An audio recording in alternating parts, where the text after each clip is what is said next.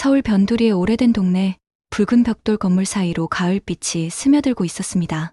좁은 골목에는 아직 빗물이 고여 반짝였고 길모퉁이 슈퍼에서는 라디오가 흘러나오고 있었습니다. 그 소리를 들으며 천천히 걸어가는 사람이 있었습니다. 그는 사회복지사 김서연이었습니다. 서연은 평범한 셔츠에 단정한 외투를 걸치고 손에는 두꺼운 서류 가방을 들고 있었습니다. 눈빛은 차분했지만 깊은 피로가 스쳐 지나갔습니다. 그의 발걸음은 복지관으로 향하고 있었지요. 그곳은 하루하루 살아가는 주민들에게 작은 쉼터 같은 공간이었습니다. 그는 스스로를 특별한 사람이라고 생각하지 않았습니다. 다만 누군가 곁에 있어야 할 때 잠시라도 기대어 올 수 있는 사람이 되고 싶었을 뿐이었습니다. 그래서 사회복지사가 되었고 이 동네에 자리 잡은 지도 어느새 10년이 넘었습니다. 복지관 문을 열자 따뜻한 공기가 흘러나왔습니다. 작은 사무실에는 종잇 냄새와 오래된 책상에서 배어나온 나무향이 뒤섞여 있었습니다. 책장 한쪽에는 주민들의 상담 기록이 빼곡히 꽂혀 있었습니다. 서연은 늘 그 기록들을 정리하며 사람들의 이야기를 마음에 새기곤 했습니다. 선생님, 어제 말씀하신 서류 챙겨왔어요. 낡은 모자를 눌러 쓴 한 할머니가 조심스레 다가왔습니다. 고생 많으셨어요. 제가 확인해 드릴게요. 서연은 미소를 지으며 서류를 받았습니다. 할머니의 손은 거칠고 떨렸지만 그 안에는 절박함이 담겨 있었습니다. 그는 어린 시절을 자주 떠올렸습니다. 가난했던 집안에서 부모님이 힘겹게 생계를 꾸려가던 기억, 주변의 작은 도움으로 버텼던 시간들이 떠오르곤 했습니다. 누군가의 관심과 손길이 얼마나 큰 힘이 되는지 알았기에 그는 지금도 한 사람 한 사람을 소중히 대하려 했습니다. 책상 앞에 앉아 컴퓨터를 켜자 새로운 공문이 눈에 들어왔습니다. 복지관 지원금 삭감 예정. 짧은 문장이었지만 그 의미는 무겁게 다가왔습니다. 서연은 숨을 고르며 화면을 응시했습니다. 주민들의 얼굴이 차례로 떠올랐습니다. 약이 필요한 노인, 일자리 때문에 불안해하는 청년, 홀로 아이를 키우는 엄마. 그들의 삶이 이 한 줄로 흔들릴 수 있다는 사실이 가슴을 짓눌렀습니다. 또 시작이군요. 그의 목소리는 낮았지만 단단했습니다. 창밖으로는 붉은 단풍잎이 바람에 흩날리고 있었습니다. 변화의 계절처럼 그의 일상도 이제 흔들리려 하고 있었습니다. 아직 본격적인 갈등은 드러나지 않았지만 그는 직감했습니다. 머지않아 더 큰 파도가 몰려올 것임을. 서연은 가방에서 메모장을 꺼내 들었습니다. 차분히 펜을 쥐고 첫 문장을 적었습니다. 주민들의 목소리를 기록한다. 그 순간 그의 눈빛은 다시 또렷해졌습니다. 피로가 여전히 남아 있었지만 마음속에는 책임감과 의지가 차오르고 있었습니다. 그는 알지 못했습니다. 이 작은 기록이 앞으로 자신을 시험대 위에 올려놓을 거라는 사실을. 저녁 무렵 복지관에는 아이들의 웃음소리가 퍼졌습니다. 그 웃음을 들으며 서연은 창밖 하늘을 올려다보았습니다. 구름 사이로 희미한 빛이 스며들고 있었습니다. 짧지만 분명한 새로운 하루의 신호처럼 느껴졌습니다. 복지관 사무실 창문 너머로 겨울 햇살이 비쳤습니다. 그러나 그 따스함과 달리 서연의 책상 위 공문은 차갑게 빛나고 있었습니다. 지원금 삭감 확정. 단호한 문장이 적혀 있었고 도장은 붉게 찍혀 있었습니다. 그는 깊은 숨을 내쉬었습니다. 지난 며칠간 주민들과 나눈 대화가 귓가를 맴돌았습니다. 그날 아침에도 주민 몇 명이 복지관을 찾아왔습니다. 낡은 외투를 입은 노인이 조심스레 말을 건넸습니다. 서연 씨, 약값이 오르는데 지원금이 줄면 나는 버틸 수가 없어요. 서연은 노인의 떨린 손을 바라보다가 담담히 답했습니다. 걱정하지 마세요. 제가 다시 구청에 말씀드려 보겠습니다. 하지만 그의 표정에는 단호함보다 불안이 먼저 스쳤습니다. 주민들의 고통이 선명했지만 행정의 장벽은 높고 두터웠습니다. 그럼에도 그는 움직이지 않을 수 없었습니다. 서연은 준비한 자료를 들고 구청으로 향했습니다.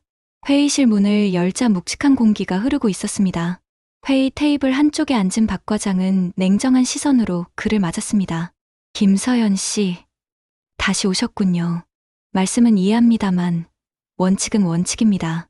그 말은 단호했고 주변 직원들도 고개를 끄덕였습니다. 서연은 차분히 서류를 내밀었습니다. 주민들의 생활을 기록한 자료였습니다. 빼곡한 글자와 사진 속에는 하루하루를 버티는 사람들의 현실이 담겨 있었습니다. 이건 단순한 서류가 아닙니다. 실제 삶입니다. 최소한의 지원 없이는 유지가 불가능합니다. 그의 목소리는 흔들렸지만 진심이 담겨 있었습니다. 그러나 박 과장은 서류를 흘끗 보고는 손가락으로 탁자를 두드렸습니다. 감정으로 정책을 바꿀 수는 없어요. 숫자가 먼저입니다. 과장님, 숫자 뒤에 사람이 있습니다. 그건 이상론이지요. 예산은 한정돼 있습니다. 짧은 대화가 날카롭게 부딪혔습니다. 서연의 얼굴은 굳어졌고 회의실 공기는 더 무거워졌습니다. 그는 말을 잇고 싶었지만 상대는 이미 문을 닫은 듯 했습니다. 회의가 끝난 뒤 서연은 복도 창가에 잠시 멈춰섰습니다. 밖으로 보이는 구청 앞 광장에는 주민 몇 명이 모여 있었습니다. 그들의 표정은 불안과 기대가 뒤섞여 있었습니다. 서연은 주머니 속에서 작은 메모장을 꺼내 쥐었습니다. 손끝이 떨렸습니다. 포기하지 않는다. 그는 짧게 적었습니다. 그날 밤, 복지관 사무실 불은 좀처럼 꺼지지 않았습니다. 그는 주민들의 목소리를 더 모으기로 결심했습니다. 서류와 통계만이 아니라 살아있는 증언과 기록을 쌓아갈 생각이었습니다. 할머니의 떨리는 목소리, 아이를 아는 엄마의 눈물, 청년의 고단한 한숨. 그것이야말로 가장 강력한 증거라 여겼습니다. 책상 위시계는 자정을 넘어가고 있었습니다. 피곤이 깊었지만 그의 눈빛은 더욱 단단해졌습니다. 행정의 벽은 높았고 아직 방법은 보이지 않았습니다. 그러나 그는 마음속으로 다짐했습니다. 언젠가 이 기록들이 문을 열어줄 것이라고. 창밖에 비친 서울의 밤은 고요했지만 그의 내면에는 이미 조용한 불씨가 타오르고 있었습니다. 그것은 두려움과 절망 속에서도 꺼지지 않는 작은 희망이었습니다. 구청 회의실에서 돌아온 날, 서연은 한동안 말을 잃었습니다. 복지관 사무실 불빛만이 어둑한 골목을 밝히고 있었습니다. 주민들이 하나둘 찾아와 상황을 묻고 서연은 애써 웃으며 답했습니다. 하지만 대답은 늘 같았습니다. 아직은 방법이 없습니다. 며칠 흐르자 주민들의 불안은 점점 커졌습니다. 지원이 줄어든다는 소식은 이미 동네 전체로 퍼져 있었습니다. 복지관 문 앞에서 작은 모임이 생겼고 사람들은 목소리를 높였습니다. 이제 어디서 도움을 받아야 합니까? 아이들 학원도 끊어야 해요. 당장 밥이 걱정이에요. 서연은 그들 앞에서 조용히 고개를 숙였습니다. 할 말이 없었기 때문이었습니다.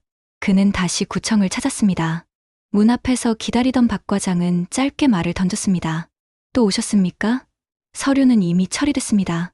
과장님, 최소한의 조정은 필요합니다. 불가능합니다. 예산은 줄어들었고 다른 부서도 사정이 어렵습니다.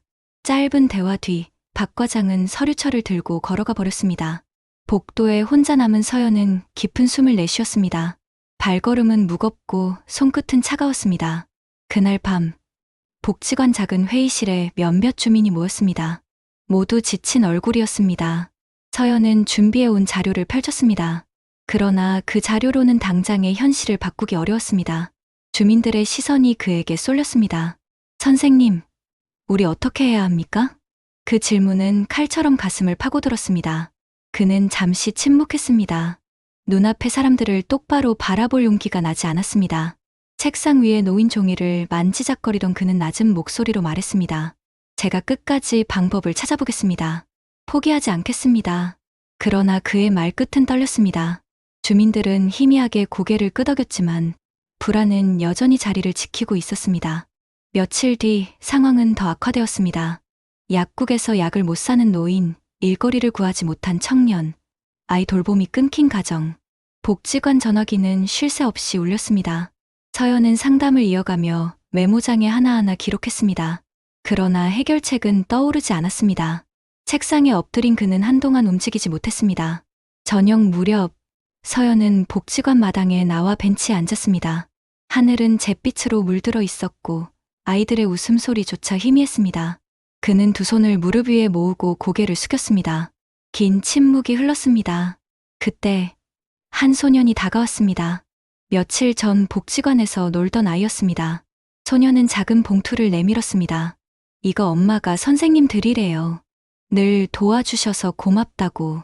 봉투 안에는 편지와 함께 손수 만든 작은 쿠키가 들어 있었습니다. 서연은 말없이 그것을 바라보았습니다. 손끝이 뜨겁게 흔들렸습니다. 소년이 돌아간 뒤 그는 천천히 편지를 펼쳤습니다. 어려울 때마다 함께해 주셔서 감사합니다. 선생님이 계셔서 버틸 수 있습니다. 짧은 문장이었지만 눈앞이 뿌옇게 흔들렸습니다. 서연은 깊은 숨을 들이마셨습니다. 문제는 여전히 해결되지 않았습니다. 구청은 냉담했고 주민들의 삶은 벼랑 끝에 서 있었습니다. 그러나 적어도 자신을 믿는 사람이 있었습니다. 그 믿음을 저버릴 수는 없었습니다. 그는 메모장을 다시 꺼내 첫 장에 굵게 적었습니다. 끝까지 싸운다. 주민들과 함께 목소리를 모은다. 서울 밤하늘에 희미한 별빛이 번졌습니다. 절망은 여전히 무겁게 드리웠지만 그 속에서 작은 단서가 떠올랐습니다. 주민들과 힘을 합친다면 길이 열릴지도 모른다는 생각이었습니다. 창밖에는 부드러운 햇살이 내려앉아 있었습니다. 며칠 전까지도 짙게 드리웠던 먹구름은 조금씩 걷히고 있었습니다. 민수는 길게 숨을 내쉬었습니다. 가슴 속에 남은 무거움이 여전히 있었지만 더는 피하지 않겠다고 마음을 다잡았습니다. 그는 책상 위에 놓아둔 작은 메모를 다시 보았습니다. 한 걸음이라도 앞으로, 스스로 적어둔 문장이었습니다. 혼란과 후회의 시간 속에서 붙잡은 단서 같은 말이었지요. 민수는 더 이상 머뭇거리지 않기로 했습니다. 먼저 해야 할 일은 대화를 다시 시도하는 것이었습니다. 지난번에는 서두르고 조급했습니다. 상대의 말보다 자기 억울함만 내세웠습니다. 이번에는 달라야 했습니다. 그는 조심스레 휴대전화를 들어 번호를 눌렀습니다. 신호가 길게 이어졌고 곧 익숙한 목소리가 들렸습니다. 민수야? 응, 나야. 괜찮으면 잠깐 얼굴 볼 수 있을까? 짧은 침묵 뒤 대답이 돌아왔습니다. 그래, 만나자. 민수는 마음속으로 작게 고개를 끄덕였습니다. 작은 문이 열리는 소리를 들은 듯 했습니다. 카페 구석자리에서 마주 앉은 두 사람은 한동안 말을 잇지 못했습니다. 잔 속에 커피 김만 허공으로 피어올랐습니다. 민수는 손가락으로 종이컵 가장자리를 천천히 돌리며 입을 열었습니다. 그동안 많이 미안했어. 내 말만 앞세웠던 것 같아. 상대는 고개를 숙인 채 조용히 들었습니다. 표정은 여전히 굳어 있었지만 눈빛에는 예전과 다른 흔들림이 보였습니다. 나도 서운했지. 그런데 내가 이렇게 말하니까 좀 다르네. 민수는 고개를 숙이며 힘주어 대답했습니다. 다시 제대로 해보고 싶어. 이번엔 내 말 먼저 들을게. 짧은 대화였지만 공기는 조금씩 부드러워졌습니다. 얽혀있던 매듭이 완전히 풀린 것은 아니었지만 한 줄이 느슨해진 듯 했습니다. 며칠 뒤 민수는 회사에서 작은 프로젝트를 맡았습니다. 예전 같으면 홀로 끌고 가려 했겠지만 이번에는 동료들과 먼저 상의했습니다. 의견을 묻고 부족한 부분은 인정했습니다. 뜻밖에도 동료들은 적극적으로 도왔습니다. 작은 제안이 이어졌고 웃음도 조금씩 늘었습니다. 성과는 크지 않았습니다. 하지만 회의가 끝난 뒤 동료 중 한 명이 건넨 말은 오래 남았습니다. 민수 씨, 오늘은 분위기가 좋았어요. 예전보다 훨씬 편했어요. 민수는 짧게 웃으며 대답했습니다. 고마워요. 저도 그렇게 느꼈어요. 그날 밤, 집으로 돌아오는 길에 민수는 발걸음을 늦췄습니다. 가로등 불빛 아래 길게 드리워진 그림자가 그와 함께 걷고 있었습니다. 혼자가 아니라는 생각이 조금은 진하게 다가왔습니다. 또 다시 카페에서 마주했을 때 표정은 훨씬 편안했습니다. 민수는 천천히 말했습니다. 다시 시작해도 될까? 상대는 잠시 머뭇거리다 고개를 끄덕였습니다. 이번에는 서로 좀 더 천천히 조심스럽게 해보자. 민수의 얼굴에 오래간만에 미소가 번졌습니다. 그날 밤, 창문을 열자 가을바람이 잔잔히 스며들었습니다. 민수는 멀리 보이는 불빛들을 바라보며 생각했습니다. 상처는 쉽게 사라지지 않을 것입니다. 하지만 어쩌면 상처 위에 새로운 길을 놓을 수는 있을 것입니다. 그는 다시 메모지를 꺼내 짧은 문장을 적었습니다. 한 걸음 더, 함께 앞으로. 펜 끝이 멈추자 마음속 어둠이 조금은 옅어졌습니다. 내일이 두렵지 않았습니다. 아직 갈 길은 멀지만 이제는 혼자가 아니었습니다. 작은 변화가 이어질 때 분명 새로운 시작이 가능할 것이라 믿었습니다. 아침 공기는 한결 맑았습니다. 창문을 열자 부드러운 바람이 방 안을 스쳤습니다. 민수는 잠시 눈을 감았습니다. 마음속에 번잡하던 기운이 잦아든 지 오래였습니다. 긴 시간 동안 무겁게 눌렀던 돌덩이가 이제는 조금씩 사라지고 있었습니다. 지난 날을 돌아보면 쉽지 않은 길이었습니다. 오해가 겹쳤고 상처가 깊었습니다. 그러나 포기하지 않고 다시 다가가려 했습니다. 작은 말 한마디, 조심스러운 손짓 하나가 쌓이며 길을 만들었습니다. 그것은 느렸지만 단단했습니다.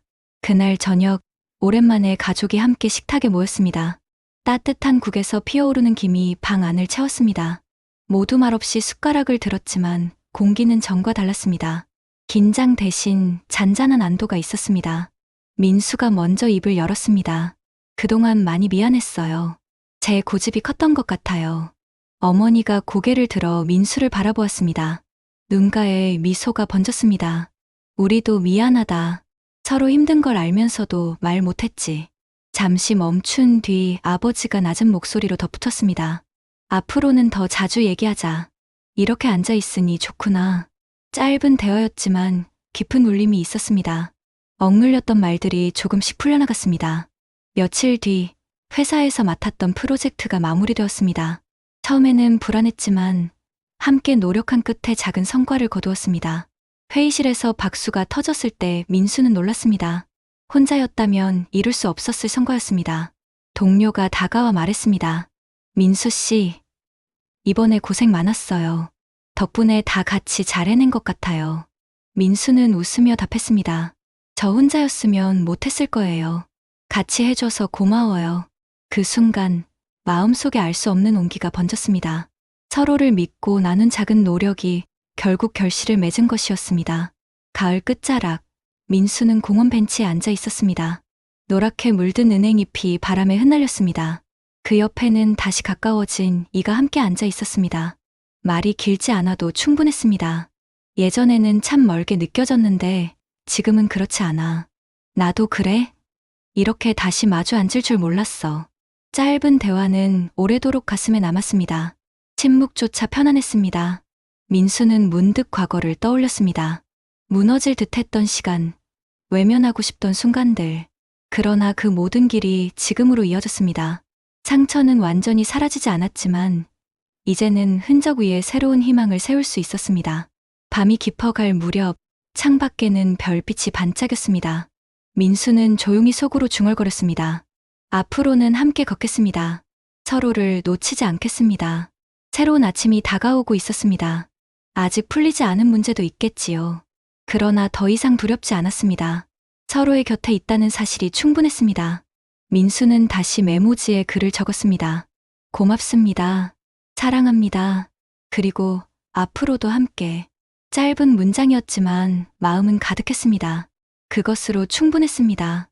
창문 너머로 부드러운 빛이 흘러들었습니다.